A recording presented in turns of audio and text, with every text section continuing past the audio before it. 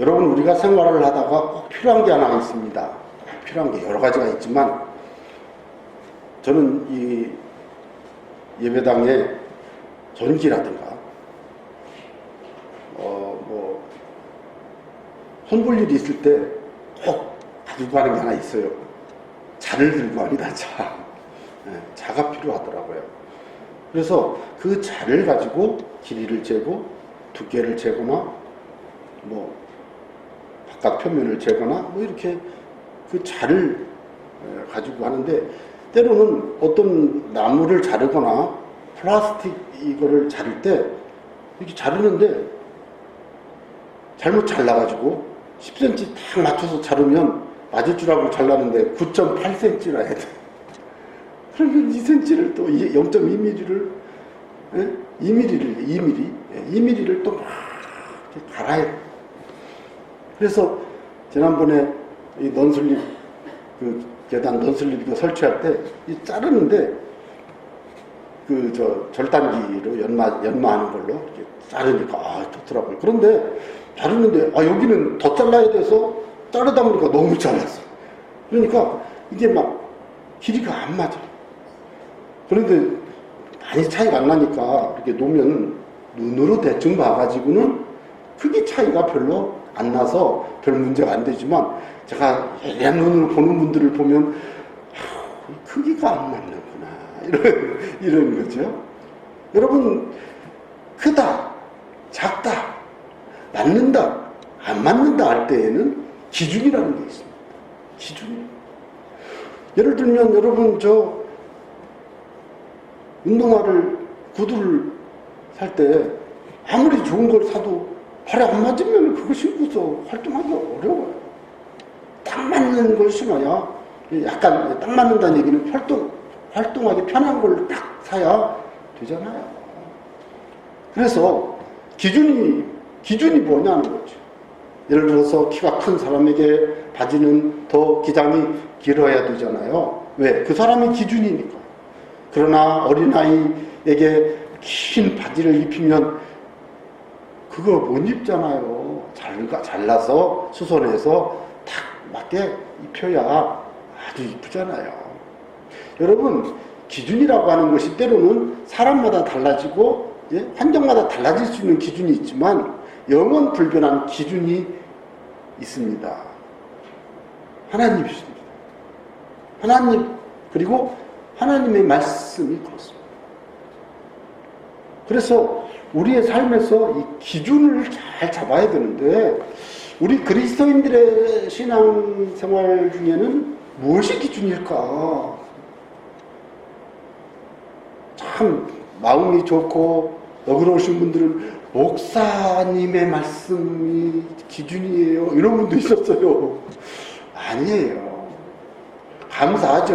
목사의 말을, 설교를 기준 삼을 만큼 마음이 열려있고 그 목사를 그 정도로 인정해 주시는 건 감사한데, 저한테 한 얘기는 아니니까.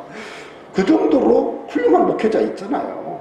그래도 그 목회자도 자기의 생각이 들어가고 지금까지 살아온 인생의 경험과 그 사람의 이 어떤 그 편견이라는 게 있잖아요. 살다 보면, 혹은 성장 과정에서의 상처, 이런 게 살짝 싹 들어갑니다.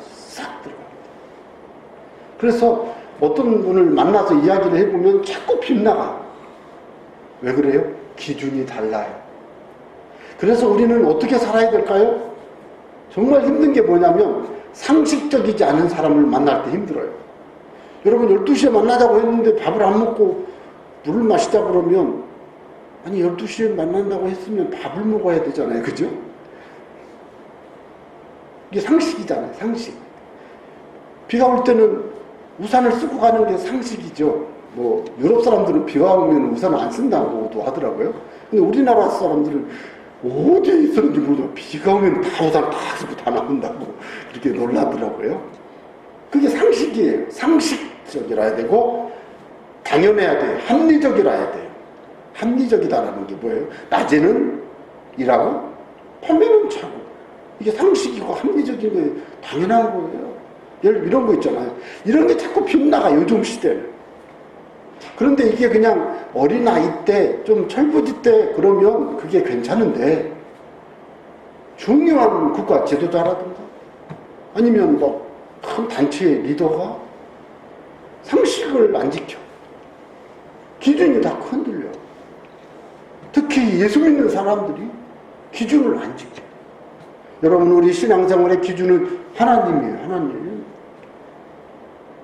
다시 말하면 예수님이라고 해도 돼요, 예수님. 그런데 하나님이 말씀하시고, 예수님이 사복음서에 말씀하셨고, 그 후에 또 말씀하셨고, 이런 것을 기록해 놓은 성경책, 성경 말씀은 하나님의 기준됨을 문서로 우리에게 주셨잖아요. 그래서 여러분, 우리의 신앙생활의 기준은 하나님인데 그분이 하신 성경 말씀. 그러면 어떤 분은 그러죠. 성경 말씀 외에는 하나님 말씀이 없나요? 아, 왜 없어요?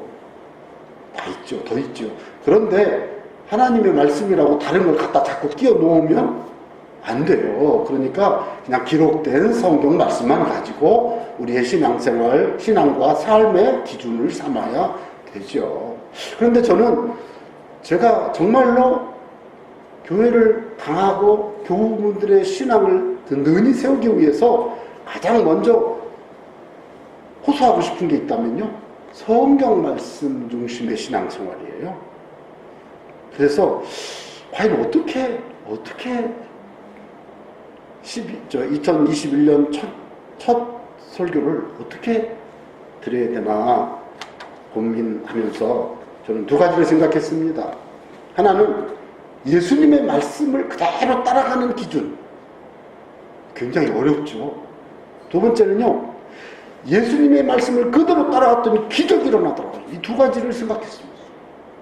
우리 그리스도인들의 삶은 사실은 기적을 경험하고 있는 겁니다. 내 안에 주의 성령이 내주하시고, 하나님의 성령께서 내 마음의 진리에 하나님의 진리를 가르쳐서 생각나게 하고, 가르쳐주고 인도하시고, 예? 성령이 충만히 기름 부어주시고 이렇게 하시면서 이끌어 가시잖아요. 그래서 저는 여러분들에게 한번 질문 드리고 싶습니다. 하나님이 여러분에게 오늘 무슨 말씀하셨습니까? 이렇게 질문하면 당황하죠. 하나님 우리한테 말씀 안 해요. 맞아요. 그 말씀도 맞아요. 그런데 어떻게 우리가 신앙생활 합니까? 그러면 2021년을 살고 있는 오늘 어떻게 신앙생활을 하냐고. 아니, 말씀을 따라 살라면서요. 그런데 오늘 우리가 읽은 말씀은 우리 얘기가 아니고 베드로와 그 제자들, 그리고 예수님의 그 이야기지, 그것이 우리하고 어떻게 연결이 될까요? 여러분, 이 원리를 우리가 이해하기만 하면 우리의 신앙생활이 상당히 성장하고요, 말씀 중심의 기적적인 삶을 살게 될 것이다 라고 저는 믿습니다. 저는 이 본문의 말씀을 전체를 다 보고 싶은데 그냥 조금만 더 볼게요. 의도했던 것은 이제 베드로가 무리를 걷는 부분이지만, 여기서 우리가 먼저 선 이해를 해야 될 게 있어요. 예수님께서 제자들을 빨리 건너가 이렇게 해서 건너편으로 가게 하시고 기도하러 저녁 때 산에 가셨어요. 산에 올라가셨어요. 잘 생각하세요. 해 떨어질 때쯤 올라가셨어요. 무리를 보내신 후에 기도하러 따로 산에 올라가시니라. 올라가셨어요. 해 떨어지기 전에 이미 올라가셨고, 저물매 거기 혼자 계시더니 해 떨어진 후에 그 뒤에 계속 거기 계셨어요. 자, 지금 제자들은 뭐 하고 있습니까? 예수님께서 건너가. 그래서 지금 건너가는 중이에요. 24절, 배가 이미 육지에서 술이나 떠나서 이제는 그 갈릴리 호수 중앙쯤 왔다는 얘기죠. 바람이 거스름으로 이제 바람이 불어가지고 아주 이 배가 나가기 어려워요. 고난을 당하더라. 근데 우리가 어떤 생각하면 잠깐 고난을 당하고 있구나 생각을 할 수도 있는데, 25절 보세요. 밤 사경에. 이 밤 사경이라는 말은요, 밤을 해 떨어질 때 6시부터 해 뜰 때 6시까지요, 12시간을요 내등분한 거예요. 내등분. 그러니까 밤을 저녁 6시부터 그 다음날 새벽 6시까지 내등분을 했으니까 1경, 2경, 3경, 4경이요 3시간씩이에요. 3시간씩. 그러니까 사경은요 새벽 3시에서 6시요. 쉽게 말해가지고 우리 새벽 기도할 때쯤 예수님께서 바다 위로 걸어서 예수님 제자들이 온 거예요. 왜 왔어요? 예수님 왜 오셨어요? 물길이 거슬러서 이 건너지를 못하고 막 고생하고 있는 거예요 지금. 그런데 기도하시던 예수님 해 떨어지기 전에 기도하라고 하셨다가 밤새 기도하고 새벽쯤 3시 4시 이때 그 무리를 걸어서 풍랑에 휘말려 고생하고 있는 제자들의 그 고난의 현장에 예수님은 편안하게 무리를 쭉 걸어서 샥 오셨다는 거예요. 여러분 이거 얼마나 여러분 이걸 한번 잘 생각을 해보세요. 이야, 제자들은 고통받고 힘들고 어려운데 예수님은 거기를 샥 걸어서 오시는 거예요. 그래서 여러분 제자들이 유령이라고 소리 지르고 뭐 놀라고 무서워할 때 예수님이 그러잖아요. 안심하시오. 나요 두려워하지 마. 이러셨죠. 자, 왜요? 제자들이 풍랑을 만나 고통받고 있는 그 현장에 예수님이 진이 오신 겁니다. 기쁘고 즐거운 일이죠. 그런데 예수님이 방문하실 때 찾아오실 때 예수님은 수영에 오신 것도 아니고 무리를 걸어서 샥 오시니까 더 놀랬어. 예수님이 왜 이러시는 거예요 진짜. 제자들이 그랬을 거예요. 유령 아니야? 유령? 예수님이 좀 쫙 오시잖아요. 여러분 그때 사람들이 두려워하고 있을 때 베드로는 뭐라고 그랬어요? 주님, 만일 주님이 맞으면 나로 명하사 무리를 오라고 해주세요. 나도 무리를 좀 걷게 해주세요. 이 풍랑이는 이 갈릴리 호수 이거 내가 좀 걸어가고 싶네. 예수님은 진짜 나도 좀 걷게 해주세요. 베드로의 마음은 풍랑 가운데 고통 가운데 시달리는 이 어부의 심정에서 정말 예수님이 무리를 걸어 쫙 오신 걸 보면서 베드로의 마음에 예수님처럼 이 풍랑을 이겨내고 평안한 삶을 살고 싶다 뭐 이런 마음이 있었겠죠. 아니면 빨리 이 위기를 벗어나고 예수님처럼 우리 그냥 걸어서라도 무리를 걸어서라도 가야 되겠다 뭐 이런 마음이 소망 속에 있었지 않을까 저는 생각을 합니다. 그런데 중요한 것은 뭐예요? 베드로가 지금 무리로 오라고 한번 해주세요. 이 요청한 게 참 기가 막혀요. 이 개구장이 비스름해요. 저는 개구장이라고 생각해요. 왜 그래요? 아니 어떻게 무리를 걸어갈 생각을 나옵니까? 무리를 걸어갈 수 없는 사람이 무리를 걸어갈 수 없는데도 베드로는 예수님이 걷는 걸 보니까 예수님 저도 좀 걷게 해주세요. 저도 오라고 해주세요. 이랬단 말이에요. 저는 여기에 엄청난 비밀이 있다고 저는 믿습니다. 그런데요 베드로의 말을 듣고 예수님이요 야 바람 부지 말고 나만 봐 자 뛰어 이런 말씀 안 하셨어요. 그냥 오라 그랬더니 베드로가 무리를 걸어갔잖아요. 여러분 이 사건에서 우리가 생각해 볼 게 있다. 저는 이 내용을 보면서 정말로 참 그리스도인이 무엇인가를 생각해 보았습니다.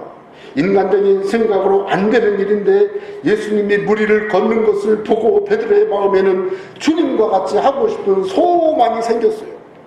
또 한 가지는 베드로는 정말로 인간의 기본적인 삶의 방식을 뛰어넘는 기적적인 하나님의 역사심을 기대하고 무리를 걷고자 하는 도전을 했어요. 이게 굉장한 거죠. 여러분 마치 병내에 걸려 죽어가는 사람을 금식하며 기도하고 예수 이름으로 막 기도할 때 여러분 처음에 얼마나 우스운지 아세요?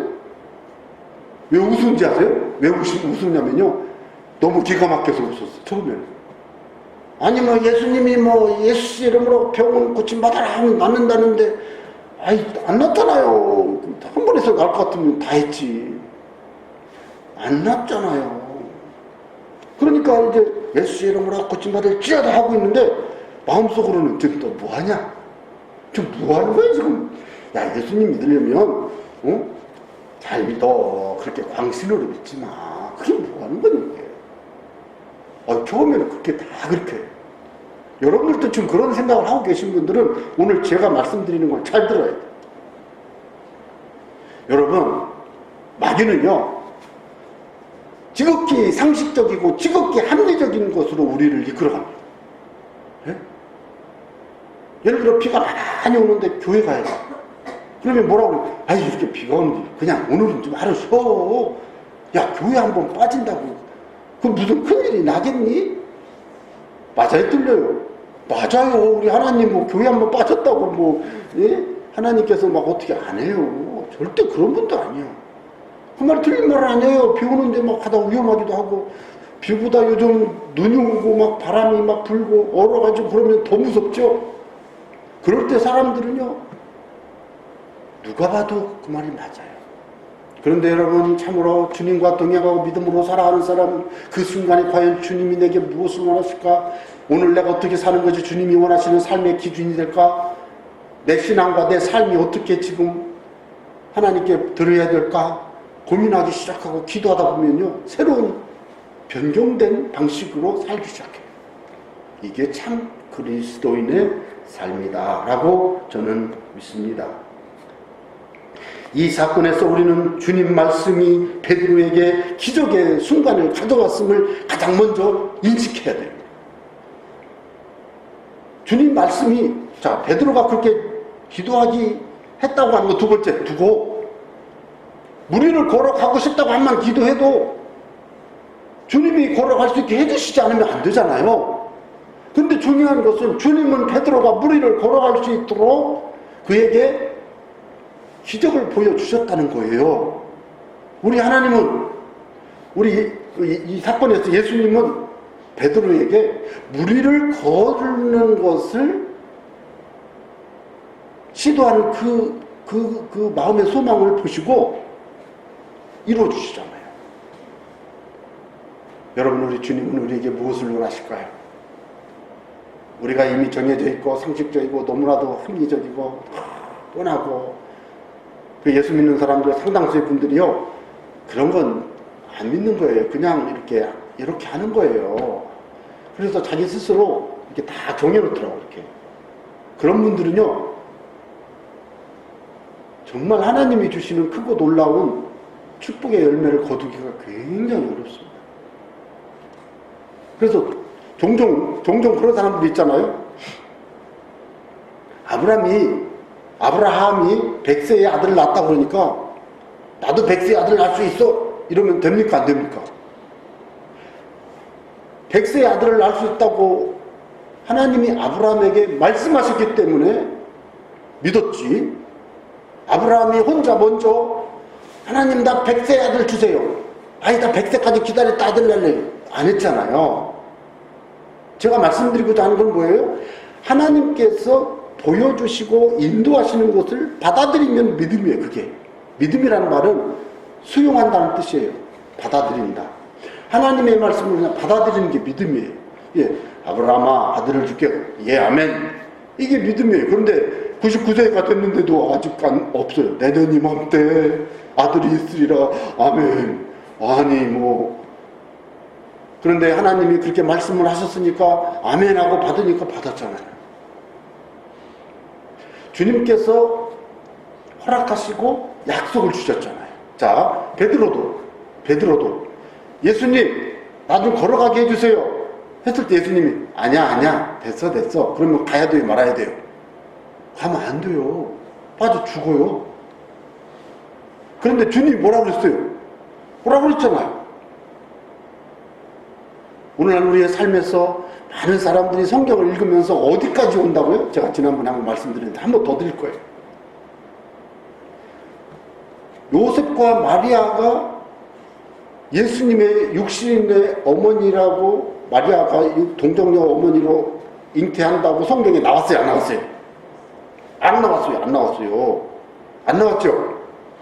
그런데 그 약속을 이루실 때 하나님이 가브리엘을 누구에게 보냈습니까? 마리아에게 딱 보냈잖아요.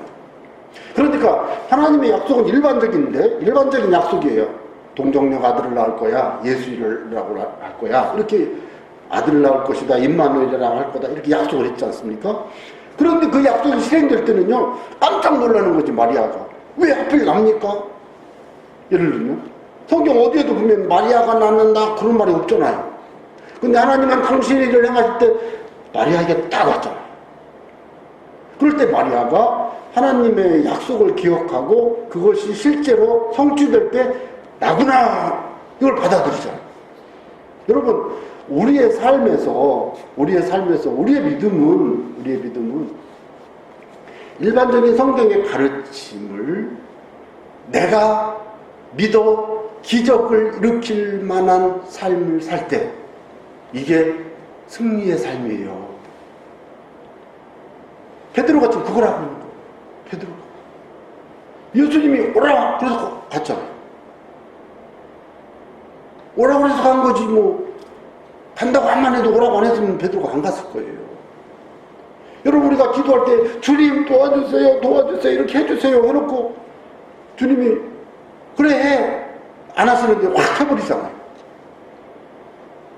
제가 사업하는 분들 몇 분을, 제가 사업을 잘 못하지만 잘 모르지만 사업하는 분들이 와가지고 목사님 상담 좀 합시다 그래서 예 뭔데요? 근데 이미 다 계획을 세워가지고 사업자 등록까지 다 내고 계약까지 다 인터넷까지 다 했는데 저 사업하려고 그래요. 그 상담이 아니에요. 그렇게 하면요 하나님의 인도하심을 바라보는 게 아니에요. 그런데 예수 믿는 사람들이 제일 무서운 게 뭔지 아세요? 3일 금식한 사람이 제일 무서워. 더 무서운 사람은 7일 금식한 사람. 7일 금식. 3일 금식하는 분들은 그냥 보통 무섭고 한 7일쯤 금식하면요 와 이거 막 대단하더라고요. 그래 왜 그런가? 아니 7일 금식을 하고 나면은 자기 혼자 막 이렇게 모든 게 다 이렇게 하나님 응답을 받은 것처럼 착각하시는 분들이 계신데 큰일 납니다. 그래서 저는 그런 분들에게 꼭 부탁합니다. 성경 좀 읽으라. 그리고 잘 좀 하라고. 그런데 하나님께 기도하면서 이미 다 투자 다 해놓고 사업자 등록 다 내놓고 인테리어 다 해놓고 하나님 어떻게 하고 그 기도가 아니죠. 많은 사람들이 신앙생활을 그렇게 하다 보니까 자기 생각, 자기 방식, 자기 주장, 자기 계획대로 막 하니까 성령의 인도하심, 역사하심, 기름 부으심, 축복하심 그걸 누릴 수가 없는 거예요. 그래서 어떻게 해야 되느냐? 기적도 주님이 주신다고 할 때 가야 기적이 일어나는 거예요. 그러니까 항상 어떻게 해야 됩니까? 주의 말씀을 기준을 삼아서 하나님 앞에 나가야 한다 하는 것입니다. 참 그리스도인은 모든 말씀을 의지하여 성경 말씀 중심으로 믿고 살아가는 사람이에요. 모든 말씀을 의지한다는 얘기는 그 말씀하시는 하나님을 의지한다는 것과 똑같아요. 그래서 제가 그걸 처음에 어떻게 하나 물어보냐고 부흥회를 다니는 목사님한테도 찾아가서 뭐 여쭤보고 숱한 책을 읽어보니까요 똑같은 게 하나 있더라고요. 마음에 감동을 주신대요. 제가 지난번에 말씀드렸죠. 하나님 내가 사업을 뭐 할까 기도만 하면 미꾸라지가 돌아다녀가지고 미꾸라지가 보여가지고 추어탕을 좀 해봐야 되겠구나. 그래가지고 제가 아는 목사님이 목포에서 추어탕, 한국 추어탕 하시는데 그 교인이 이분이 같이 기도하면서 원장님 추어탕. 근데 추어탕이 막 거기는 추어탕을 뭐라 그러죠? 택배로 팔았죠 그게. 추어탕도 택배로 팔더라고요. 기도하고서 하신 거예요. 그런데 다른 분들 내가 아는 분들 중에도 추어탕 하시는 분들 계신데 어떤 분은 추어탕 하다 말더라고요. 잘 모르겠어요. 왜 그러는지. 그런데 한 가지 분명한 것은 제가 만난 그 목포의 그분은 추어탕 하기 전에 그렇게 기도를 많이 했어요. 어떻게 할까요? 말까요? 결정을 안 해? 왜요? 결정을 하는 게 중요한 게 아니고 하나님이 도와주신다는 마음의 감동과 확신이 오기 전에는 아니잖아요. 그리고 여러 가지 기도하면서 하다 보면 깨닫게 되잖아요. 그런 게 우리 삶에 아주 중요하더라는 것입니다. 그래서 말씀 중심이다라고 하는 것은 뭐냐면 성경 말씀을 신앙과 삶의 표준으로 삼는 것입니다. 성경 말씀 가르침대로 믿고 성경 말씀 가르침대로 살아가는 거예요. 그러니까 성경 말씀을 믿고 성경 말씀 가르침대로 사는 사람이 나이트를 경영할 수는 없어요. 나이트를 경영하던 분이 예수님 믿고 나이트를 문 닫는 걸 봤지만 교회 다니는 사람이 나이트를 오픈하는 건데 본 적이 없어요. 왜? 성경 읽고 기도하다 보면 그건 저절로 안 돼. 안 되게 돼 있어요. 이해가죠? 이게 뭐예요? 말씀에 이미 선이 딱 그어져 있어요. 이거는 안 돼 라고 하는 게 있어요. 이거는 안 돼. 제가 만났던 한 분은 건축을 잘해서 돈도 잘 벌었는데 어느 날 내가 따졌어요. 사장님은 건축을 하면서 돈을 잘 벌죠? 그런데 물어봤어요. 레미콘 5cm 쳐야 될 때 3cm 쳤죠? 라고 그랬어요. 미안합니다. 내 젊을 때 그랬어요. 근데 죄송하지만 그분 나중에 그 건축업이 망했어요. 망했다는 표현이 죄송한데 왜? 그분이 건축을 하면서 정직하게 하다 보니까 돈을 못 벌어. 입찰을 하려고 돈을 너무 깎았는데 제대로 주려니까 돈을 못 벌어. 나 그런 분도 봤어요. 그래서 건축을 잘하고도 돈을 벌 수 있는 방법은 입찰금을 좀 높게 받고 이렇게 뭐라 그러지 그걸 보고 설계대로 해야 되잖아요. 그 예수 믿는 사람이 건축을 하면서 설계대로 안 지으면 안 되잖아요. 그런데 짓다 보니까 안 되는 거예요. 그래서 내가 참 뭐 잘못한 건가? 저는 그런 마음들을 많이 먹은 적이 있어요. 그래서 우리가 살아가다 보면 삶의 기준, 신앙의 기준이 성경에서 우리의 삶에 제시되고 있음을 우리가 봐야 되는데요. 그런데 중요한 것은 뭐냐? 그 성경의 가르침, 성경의 그 기준대로 살고 믿는 것도 중요한데 더 중요한 게 있어요. 그 말씀을 주신 하나님과 어떻게 해야 되느냐? 생생하게 교제해야 합니다. 뭐라고요?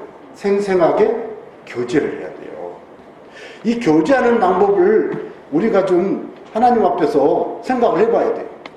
그래서 교제를 하는 방법이 하나님 이거 이렇게 하면 안 될까요?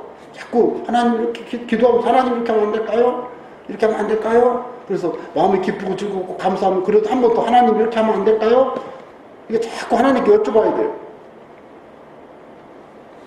예를 들면 그런 게 있어요. 그래서 그렇게 하다 보면 신앙생활 오래 하신 분들은 다 이거 알잖아요. 그런데 제가 왜 이 말씀을 왜 드리느냐?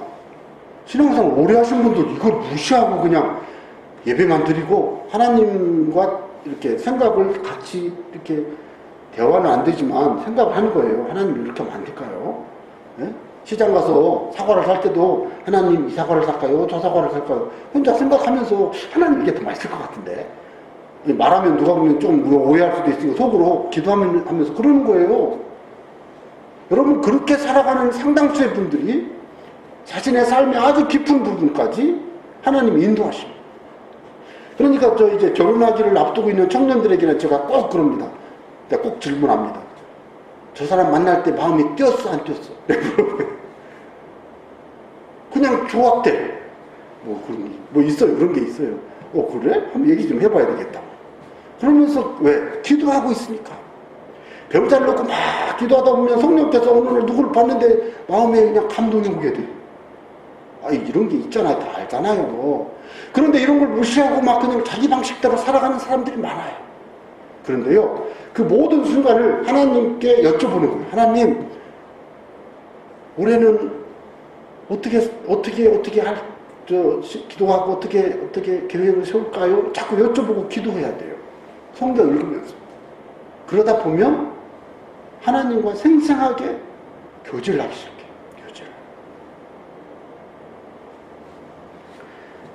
저는 그래서 성경 연구하는 분들을 별로 가끔씩 질문합니다. 성경 연구 어디까지 했는데요? 성경 많이 읽었어요? 그래요? 그러면 성경을 그렇게 많이 읽었고 성경 그렇게 많이 연구했는데 개인적으로 있을 때 하는 얘기니까 걱정하지 말아요. 이거는 뭐고 이건 뭐요? 그 정도 말을 할 정도 되려면 친한 사이가 되지 않으면 못하죠. 네? 성경을 그렇게 열심히 읽고 성경을 그렇게 열심히 공부한 사람이 해서는 안 될 일을 뽀듯이 하고 있어요. 예를 들어서 그러면서 성경을 많이 읽었다고 말한다고요? 여러분 이게 큰일 난 겁니다. 왜 그래요? 성경 말씀이 내 삶에 영향을 준다 안 준다 지금? 안 주잖아요. 기준이 지금 흔들린 거잖아요. 그러니까 성경 말씀을 들을 때 그 말씀이 내 삶에 적용이 딱 돼야 돼요. 신앙생활을 잘하는 거는요, 교회 와서 예배 잘하는 게 아니에요. 예배 시간은 다 잘해요. 예배 끝나고 집에 갈 때부터 제가 신앙생활인 거예요. 생활이잖아, 생활. 그때 예수님을 믿는 믿음이 열매로 생활 속에서 나타나야 되는 거예요. 자, 그래서 유대인의 왕으로 나신 이가 어디 계시냐고. 그러니까 바리새인들 불러가지고 어디서 태어나냐? 그리스도가 어디서 태어나냐? 그러니까 이 바리새인들이 미가서 5장 2절 베들레헴 에브라다야, 거기입니다. 베들레헴에서 태어납니다. 그런데 그 사람들이 갔어요, 안 갔어요? 안 가잖아요. 왜? 성경을 지식적으로는 알지만 믿음이 없는 거예요. 주님과 교제하고 그분께 경배할 마음이 없는 거예요. 그러니까 신앙생활을 하면서도 하나님 말씀인 줄 알면서도 그거를 소홀히 해요. 누구의 그 사람은? 바리새인들, 사두개인들, 율법 선생님들. 그래서 예수님이 그랬잖아요. 바리새인들의 그 말을 듣고 바리새인들의 행위는 본받지 마라. 여러분, 오늘날 우리 그리스도인들이 위선자의 함정에 빠져서 바리새인처럼 살고 있다면 우리가 오늘 그 예수님의 말씀을 들어야 되는 거예요. 그래서 성경보다 전통을 앞세우고 하나님의 말씀보다 자기 생각대로 살아가는 사람들은 말씀 중심의 삶을 사는 것이 아니다. 그래서 저는 여러분들 올 한 해 동안 성경도 읽고 성경 타자하고 그러면서 뭘 해야 돼요? 삶이 예수님 앞에서 자꾸 이렇게 가까이 나아갈 수 있게 되기를 바랍니다. 저도 도전할 겁니다. 저도. 그래서 하나님 말씀의 기준대로 살아가려고 노력하는 저와 여러분들이 되시기를 바랍니다. 베드로가 예수님이거든 저로 하여금 바다 위로 오라 하소서, 오라고 좀 해주세요. 그럴 때 와 그러니까 다 갔잖아요. 빠질 수도 있는데 결국 빠졌지만 갔잖아요. 주님이 오라면 가는 거예요. 그런데 주님이 오라면 갔다가 물에 빠졌잖아요. 베드로가.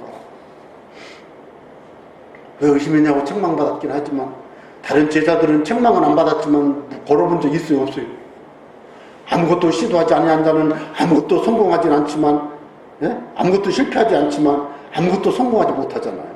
근데 베드로는 비록 물에 빠졌지만 예수님 좀 살려주세요. 그래서 그래 혼잡고 막. 그런데 그 베드로는 예수님 말씀대로 걸어봤잖아요. 물 위를 걸어봤잖아요. 여러분, 우리의 삶이 물에 빠지기 전에 베드로의 그런 기적적인 체험을 오늘 우리가 누리게 되기를 바랍니다. 여러분, 그런 각오로 신앙생활을 하기 시작하면요, 바뀝니다. 바뀝니다. 다 바뀝니다. 그래서 저는 여러분들에게 제안합니다. 성경 말씀을 통해서 예수님과 친밀한 교제를 나누고 생생한 인격적인 대화를 나누시기를 바랍니다. 자, 제가 이 말씀을 보면 마태복음 7장 21절에 나더러 주여 주여 하는 자마다 다 천국에 들어갈 것이 아니요 다만 하늘에 계신 내 아버지의 뜻대로 행하는 자라야 들어가리라 다는 말씀이죠. 근데 저는 이 22절이 더 걱정스러워요. 그날에 많은 사람이 나더러 이르되 주여 주여 우리가 주의 이름으로 선지자 노릇하며 주의 이름으로 귀신을 쫓아내며 주의 이름으로 많은 권능을 행하지 아니하였나이까?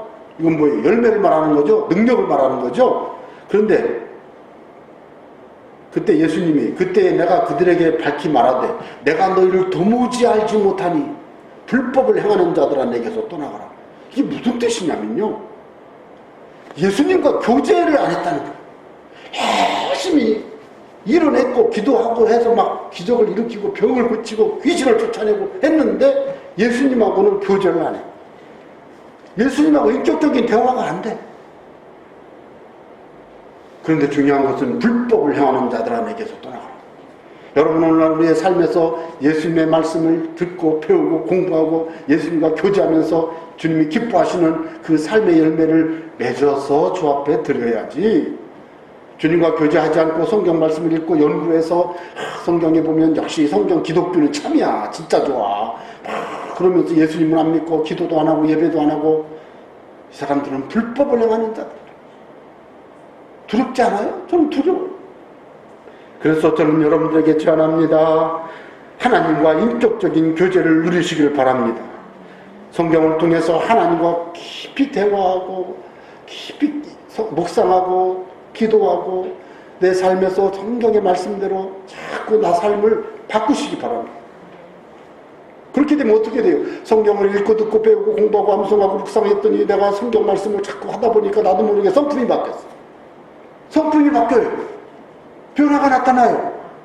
예를 들어서 예수님 믿으면서 열심히 살다 보니까, 교회 열심히 하다 보니까 퇴근하는 남편, 제가 예전에 만났던 분은 남편한테 전도하러 갔더니 막 자기 부인을 불러놓고 저한테, 제가 30몇 살 때 전도하러 갔더니 그러더라고요. 아니 여보시오, 아니 내가 하루 종일 일하고 집에 왔는데 밥을 줘야지. 다 교회를 가버리면 어떡해요. 딸 데리고 엄마가 다 데리고 교회 가버리면 남편이 7시 반에 오는데 7시 반 예배 오신 거예요. 그래서 내가 그분한테 그랬어요. 집사님, 교회 오지 마. 예배를 안 오면 되지. 아, 교회 어떻게 예배를 안 가냐. 근데 내가 뭐라고 한지 아세요? 그건 예배가 아니오. 남편 전도를 못 하잖아. 그러고 나서 한 15년쯤 지나서 연락이 왔어요. 남편이 돌아가셨다고. 그러면서 갔더니 뭐라, 목사님, 우리 남편이 예수님 믿고 돌아갔어요. 아유, 감사하다고. 여러분, 그분이 있잖아요. 저를 붙들고요. 하소연을 하는 거예요. 밥은 줘야 될 거 아니에요. 그 옛날 얘기니까 옛날 남자분들은 밥 못 해 드셔요. 요즘 남자들은 다 알아서 먹는데 옛날 남자들은요, 밥 못 해 먹어. 왔는데 밥을 먹어야 되는데 밥 9시까지 못 드시는 거예요. 왜? 예배 끝나고 막 셀리도 모이니까 다 오면 9시도 없거든요. 그래서 그다음부터는 저는 그분한테 전도 모임도 오지 말라고. 오지 마. 아니, 오늘 야근한다며. 그럼 집에 있어. 남편 챙기라고. 여러분, 이게 뭐예요? 내가 가장 먼저 누구를 사랑해야 돼요? 가족을 사랑해야 돼요. 저는요, 예수 믿는 사람들 주일날 한 번 교회 딱 오고 매일 기도하고 매일 성경 읽고 매일 사랑 실천하고 매일 봉사하고 살면서 성령통만 받으면 이게 100점이죠. 시간만 나면 교회 와가지고 막 기도하고 전도 잘했어요. 성경 공부 잘했어요. 그런데 중요한 건 가족을 잘 챙기려니까. 이게 변화입니다. 가족을 잘 챙겨야 돼요. 그래야 복음이 전도를 열매를 맺죠. 예, 변화가 나타나야 돼요. 남편은 아내는 남편을 맞죠? 부모는 자녀를, 자녀는 부모를 제일 섬겨야 돼요. 제일. 그래서요, 내가 제일 섬겨야 될 분은요, 동네 이웃 사람이 아니에요. 우리 집사람, 집에 있는 사람이지. 가족을 제일 잘 섬겨야 돼요. 왜? 가족을 잘 섬기는 것이 예수님의 사랑을 전도하는 거예요. 다만 주일날은 교회 좀 가게 해주세요 하고 평일에 열심히 섬기는 거예요. 저는 그렇게 안 될 수도 있죠. 물론 그런 부분도. 그래서 저는 여러분에게 제안합니다. 여러분의 삶에 인격적인 변화가 나타나게 되기를 바랍니다. 또 한 가지는 뭔지 아세요? 사명이 이루어져요. 사명이. 예수님을 잘 믿다 보면 사명이 이루어져요. 그래서 저는 이제 좀 구체적으로 딱 질문하잖아요.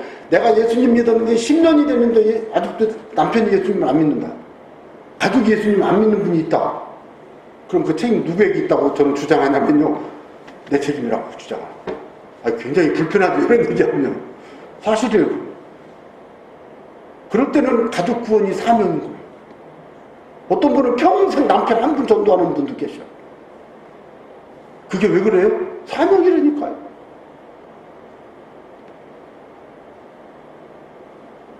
(1년에 3일밖에 휴가 없는데) 그 3일을 빼서 수련회 가는 학생들하고 가서 수련회 갔다 와서 끝나자마자 막 출근하는 상당히 많은 교사들, 주일학교, 어린이부, 학생부, 교사들, 그런 분들도 사명으로 살죠. 사명.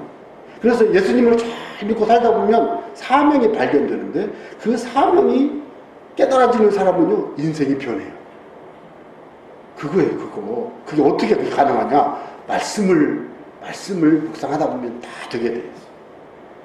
그 다음에 나타나는 게 뭐냐? 능력이 나타나요. 기적이 일어나요. 기도했는데 병든 자가 나아요. 죽어가는 자가 살아나요. 왜? 마음에는 예수님의 사랑이 충만하고 항상 그 마음에는 주님이 내게 주신 사명을 이루기 위해 애쓰고 수고하고 눈물로 기도하고 헌신하니까 하나님이 너무너무 사랑스럽고 이뻐서 그냥 능력을 확 부어줘버려요. 그러니까 전도하다가 만난 아기를 보니까 막 그 피부병이 걸렸는데 그 아기를 막 그냥 안고서 기도하다 보니까 눈물이 푹 쏟아지는데 눈물 나가지고 그냥 눈물로 어떻게 쓰다듬다 보니까 눈물로 막 쓰다듬었는데 눈물로 다 치유되는 사람 간증도 내가 들은 적이 있어요. 대구동교회 권사님이 그렇게 간증을 하시더라고요. 왜 그래요? 능력이요. 사명을 감당하다 보면 막 능력이 나타나요. 그러니까 내가 편하고 내가 안정되게 사는 것도 좋지만 때로는 고난과 시련을 감당하면서 사명을 이루면서 살아가면요 그 인생이요 복을 받습니다. 그래서 그런 분이 한 분 집에 계시면 집안 문제 다 끝나는 거예요. 여러분이 집안에 하나님의 복덩이가 되시길 바랍니다.